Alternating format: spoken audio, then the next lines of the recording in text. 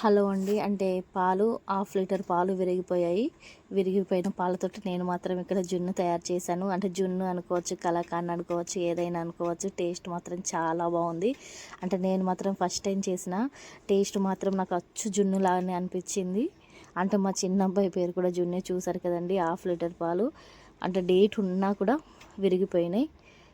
ఇలా విరిగిపోయినట్ని మొత్తం విరిగిపోయేదాకా అంటే వేడి చేశాను. ఇలా వేడి చేసిన తర్వాత ఒక స్ట్రైనర్ సహాయంతో మొత్తం వేడి చేశాను. చూసారు కదండి. అంటే ఇక మళ్ళీ వేస్ట్ ఎందుకు పడేసుడు అని ఇలా మొత్తం తీసుకొని చూసారు కదా. అంటే మనకి కిందికి వచ్చే పాలు కొంచెం పల్చగా ఉన్నాయి, కానీ ఇక ఎట్లా ఇలా విరిగిపోయినాయి కాబట్టి విరిగిపోయినాయి అంటారు. చూసారుగా. మళ్ళీ అదే బౌల్లో ఇలా హీట్ చేస్తున్నాను. దీంట్లో తగినంత షుగర్ కూడా యాడ్ చేస్తున్నాను. అంటే ఇక్కడ షుగర్ బదులు మీరు బెల్లం కూడా వాడుకోవచ్చండి. చూసారు కదా. మొత్తం అంటే షుగర్ వాటర్ అనేవి మళ్ళీ డ్రై అయిపోయే వరకు దీంట్లోనే ఇలా కలుపుకొని తీసుకొని అంటే వేడివేడిగా సర్వ్ చేసుకుంటే చాలా బాగుంటుంది. ఇంకా ఫ్రిడ్జ్లో పెట్టుకొని తింటే మాత్రం అచ్చు జున్నులానే ఉంది. టేస్ట్ బాగా నచ్చింది. మీరు ఎప్పుడైనా చేస్తే కామెంట్ చేయండి. Thank you for watching.